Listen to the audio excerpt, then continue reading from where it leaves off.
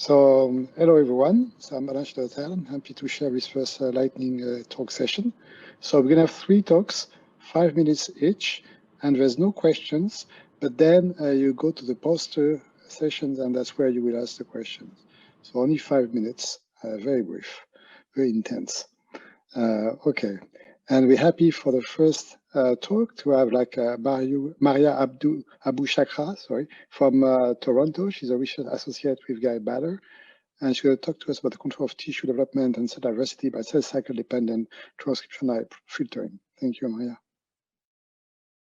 Thank you guys for giving me the opportunity to share our work today. I'd like to talk to you today about our interest in understanding how development is controlled in a timely manner, and how a single cell or stem cell guarantees that its progeny and future generation are generated in the right cell number and the right cell type. So for example, how do we get the exact heart cells or the neurons that we need?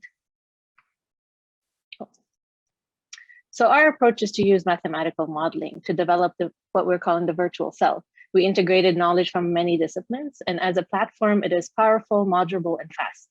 For example, here we include developmental, days, death, density, and many other cues that are associated with cell behavior and decisions. And this is what we call agent-based models, the rules that can be explored individually or in combinations. And the rules we apply in the model help generate what we call emergent behaviors, and these help make predictions. We can track lineages across 3D space and time, and all of this is done at the single cell level. So we can apply the same analysis that is conducted on the current single cell experiments.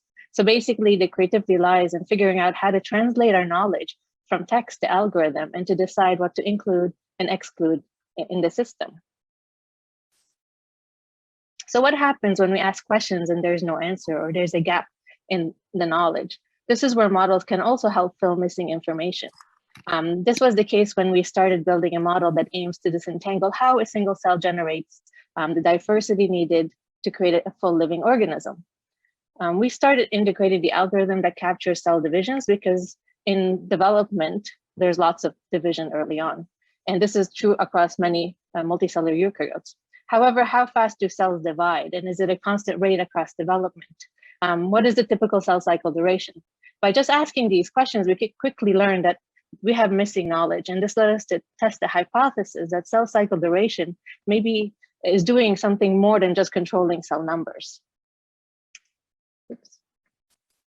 So the cell cycle defines the time a cell has to grow, interact with its environment, duplicates its genome so that 2 copies are ready before it divides into 2 new cells. It is canonically defined by 4 phases. There are 2 gap phases, G1 and G2, an S phase where DNA replication occurs, and the M phase where division happens at the end. And it turns out that cell cycle starts relatively fast and then slows down. And early on, not only are these cell cycle durations fast, but they lack time for growth and transcription. Specifically, G1 and G2 are quite short. This is important because cells use genes to communicate and define their identity. We know in humans that genes can range from 55 base pairs to 2.5 million base pairs. And in fast cell cycle durations, there's not enough time to complete some of the longer genes needed, which are known to take long transcription time. So we integrated all the information we found into the model and designed a platform that tested the intrinsic effects of cell cycle duration. So nothing external. We ran experiments. Some experiments when cells were the same, when cells had the same cell cycle duration, they generated the same number of cells and the same kinds of cells. However, when we started with a parental cell, and this cell generated a slow lineage and a fast lineage, what we saw is that the slower lineage generated the greater diversity. However, when compared to the faster cells, this came at a cost for cell number. You can also test what quenches cell cycle effects. We found a typical stem-like scenario where a parental cell divides and generates 2 different cells, and this time only the fast cell will further divide and generate an offspring. This scenario can overcome the cell number constraint. So we see more slow cells now in the system.